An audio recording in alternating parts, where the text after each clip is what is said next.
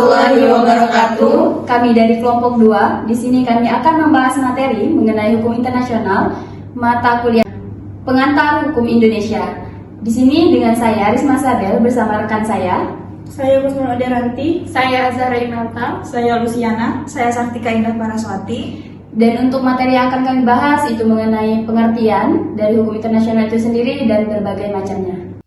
Pengertian dari hukum internasional itu sendiri adalah bagian hukum yang mengatur aktivitas entitas berskala internasional.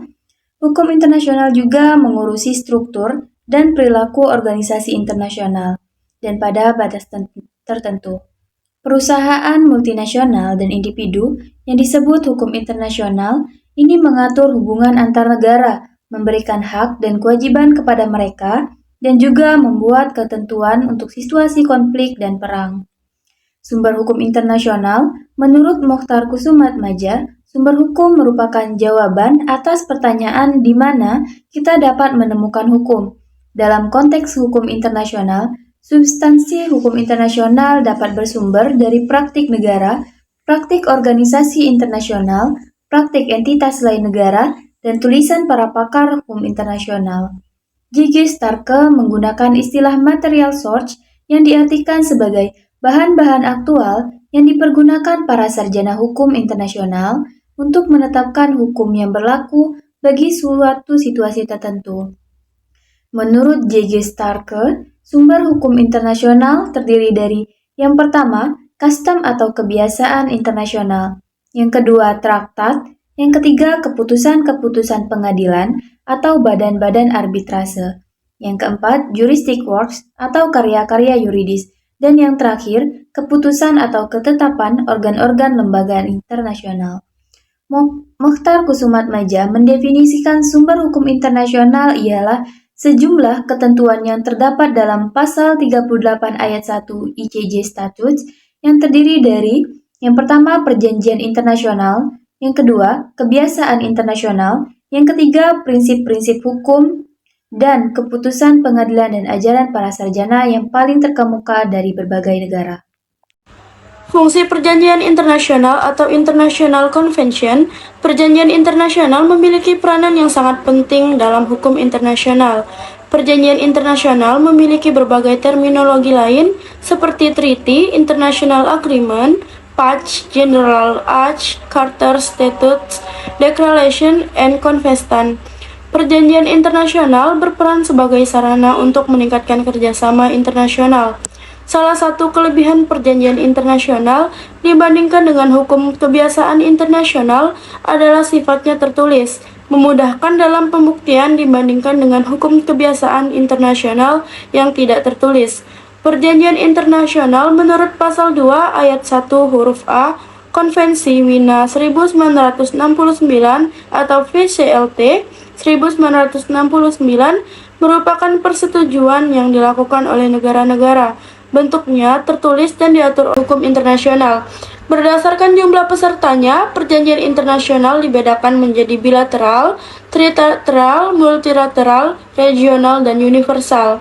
Contoh perjanjian internasional antara lain UNCLOS 1989, SUA Convention, RICAP, VCLT 1961, dan lain-lain.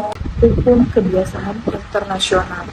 Menurut Martin Duchamp, hukum kebiasaan internasional adalah hukum yang berkembang dari praktik atau kebiasaan negara-negara. Hukum kebiasaan internasional harus dibedakan dengan adat istiadat atau kesopanan internasional atau persahabatan.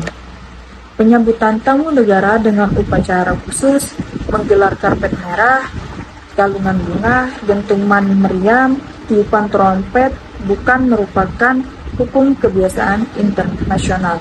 Sebab tidak berlakunya tindakan tersebut oleh suatu negara tidak dapat dituntut sebagai pelanggaran hukum internasional. Unsur hukum internasional antara lain yang pertama, unsur faktual.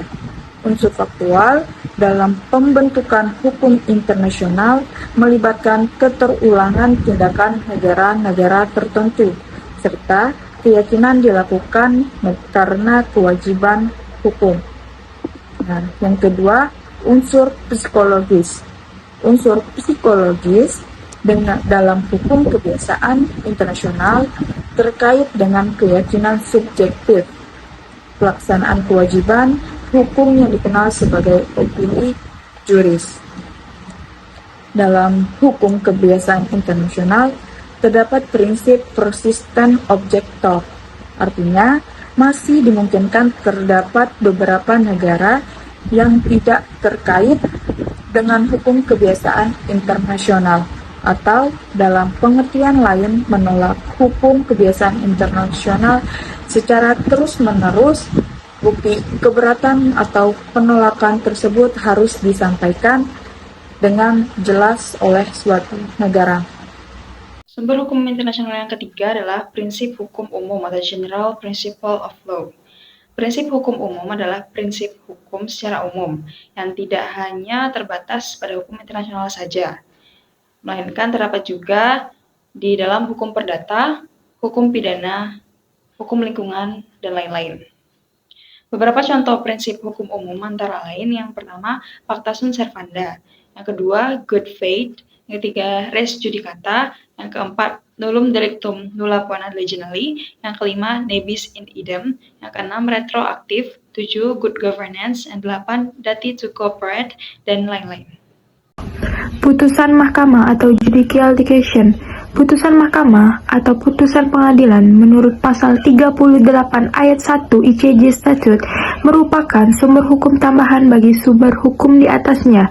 Meskipun demikian, tidak berarti bahwa putusan pengadilan internasional memiliki kedudukan yang lebih rendah dari sumber hukum di atasnya. Putusan pengadilan dapat berdiri sendiri sebagai dasar putusan yang diambil oleh hakim dan dapat digunakan untuk memperkuat sumber hukum di atasnya. Perlu diketahui bahwa putusan pengadilan yang sama untuk kasus-kasus serupa dapat menimbulkan hukum kebiasaan internasional. Contohnya, terdapat dalam kasus Anglo-Norwegian Harris Case 1952, di mana hakim menciptakan ketentuan baru dalam hukum internasional untuk pembatasan laut teritorial dengan memperhatikan kondisi geografis suatu wilayah. Kemudian, dalam kasus Reparation for Injuries Suffered in the Service of the UN 1949, hakim menciptakan kaidah baru bahwa United Nations UN sebagai organisasi dapat menuntut ganti rugi berdasarkan hukum internasional.